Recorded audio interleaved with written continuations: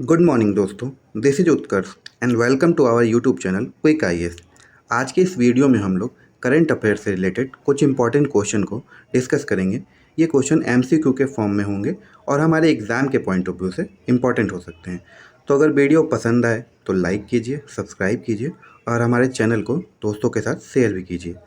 So let's start. Now first question, हाल ही में किस व्यक्ति को वैश्विक ऊर्जा पुरस्कार 2022 दिया गया है? तो ये दिया गया है कौशिक राजशेखर को। कौशिक राजशेखर कौन है?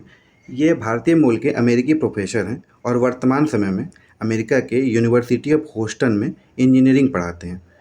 तो इन्हें ही ये वैश्विक ऊर्जा पुरस्कार दिया गया है। 36वें राष्ट्रीय खेलों की मेज़बानी कौन सा राज्य करेगा?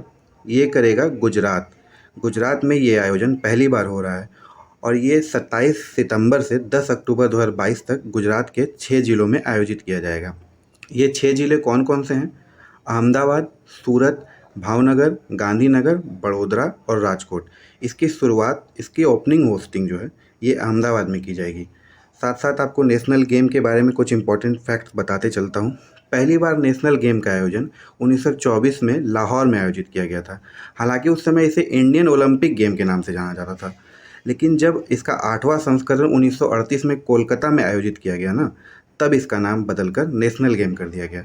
ठीक है। गुजरात के सीएम कौन है? भूपेंद्र पटेल। और वहाँ के गवर्नर कौन है? Acharya Devvrat. Now coming to the next, केंद्र सरकार ने हाल ही में चीता को भारत लाने के लिए नमीबिया सरकार के साथ एक एमओयू साइन किया है। तो ये जो चीता आएंगे भारत, इन्हें किस नेशनल पार्क में रखा जाएगा? इन्हें रखा जाएगा कूनो नेशनल पार्क, मध्य प्रदेश में। ठीक है। इसकी ज़रूरत क्यों पड़ी?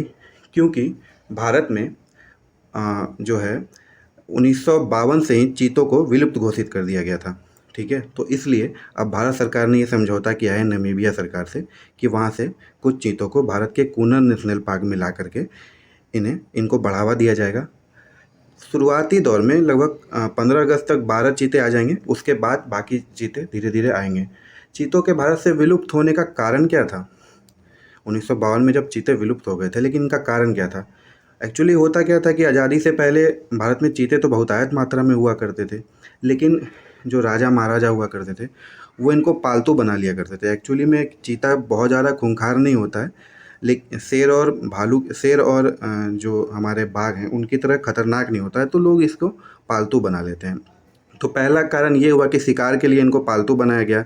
कुत्तों की तरह इनको मतलब जो है पट्टे में बांध करके रखा जाता था। तो पहला कारण ये हुआ कि इनको पालतू बनाए जाने से इनका प्रजनन नहीं हुआ। ठीक है। और कैद में ये रह गए हमारे साथ। अगर कोई व्यक्ति इसको कैद में रख लिया तो इनका प्रजनन नहीं हो पाया। तो ये कारण था कि चीता जो है भारत से विलुप्त हो गया था। ठीक है। तो अब इन्हें नमीबिया से लाने का प्रयास किया जाएगा। नमीबिया की राजधानी क्या है? विंडहॉक। नमीबिया दक्षिण अफ्रीकी एक देश है, दक्षिण पश्चिम अफ्रीका में स्थित है नमीबिया। ठीक है। एमपी के सीएम कौन है? शिवराज सिंह चौहान। और गवर्नर मंगू भाई पटेल। ये बहुत इंपॉर्टेंट क्वेश्चन है। कारगिल युद्ध में चर्चित चोटी .5140 का नया नाम क्या रखा गया है? तो इसका नया नाम रखा गया है गन हिल। गन हिल इसका नया नाम रखा गया है। ये चोटी जो है ये कारगिल के द्रास सेक्टर में स्थित है। ठीक है। ये वही चोटी है जहाँ से कैप्टन परमवीर चक्र विजेता कैप्टन विक्रम बत्रा ने कहा था ये दिल मांगे मोर। और कारगिल युद्ध में इस चोटी का बहुत ही सामरिक महत्व था। और एक्चुअली में जब इस चोटी को फतेह किया गया था तो उस समय जो हमारे इंडियन आर्मी के गनर थे उनका एक डिसाइडिव रोल था। तो इस कारण से उनको सम्मानित करने के लिए इसका नाम गन हिल कर दिया गया है। ठीक है। तो ये इंपॉर्टेंट है, इसको ध्यान रखना है। कारगिल की जो चोटी है 5140, इसका नया नाम गन हिल कर दिया गया है। Now coming to the next, किस राज्य सरकार ने मुख्यमंत्री नाश्ता योजना की शुरुआत की है? Free morning breakfast scheme. यह शुरू किया है तमिलनाडु की गवर्नमेंट ने। तमिलनाडु के सीएम ने यह निर्णय लिया है कि राज्य के जो प्राथमिक विद्यालय हैं ना, उनमें इस योजना को लागू किया जाएगा। एक्चुअली में सीएम जो है एमके स्टालिन, उनका मानना है कि स्कूल आने की जल्दी में बच्चे सुबह का ब्रेकफास्ट नहीं कर पाते हैं, तो ऐसी स्थिति में अब उन्हें स्कूल में ही ब्रेकफास्ट दिया जाएगा। हालांकि जो मिड डे मील स्कीम है वो भी चालू रहेगी, यानी कि ब्रेकफास्ट भी दिया जाएगा और दोपहर का लंच भी दिया जाएगा। ठीक है। तो ये दोनों स्कीम साथ साथ चलती रहेंगी तमिलनाडु में। तमिलनाडु के सीएम है एमके स्टालिन और गवर्नर हैं आर एन रवि। इंग्लैंड में लिसेस्टर क्रिकेट ग्राउंड का नाम भारत के किस महान क्रिकेटर के नाम पे रखा गया है? ये रखा गया है सर सुनील गावस्कर के नाम पे। हालांकि ये पहली बार नहीं है कि सुनील गावस्कर के नाम पे कोई क्रिकेट स्टेडियम का नाम रखा गया है। इसके पहले अमेरिका के केंटुकी एरिया में भी एक स्टेडियम का नाम सुनील गावस्कर के नाम पे रखा गया है।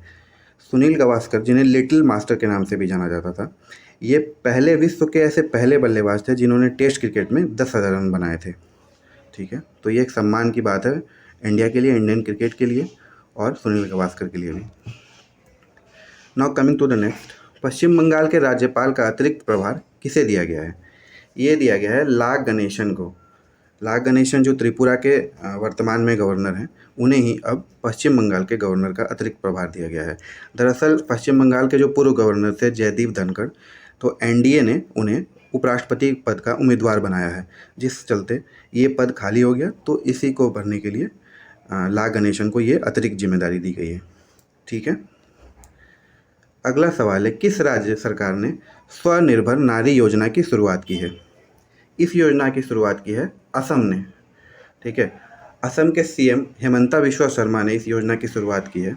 इस योजना का जो उद्देश्य है, यह है कि जो राज्य की यानी कि असम राज्य के हथकरघा विरासत को संरक्षित करना है और साथ ही वहाँ के स्वदेशी बुनकरों को सशक्त बनाना है। असम के सीएम कौन है? हेमंता बिस्वा शर्मा और गवर्नर जगदीश मुखी। तो आज के लिए इतना ही। थैंक यू, साइनिंग ऑफ, जय हिंद।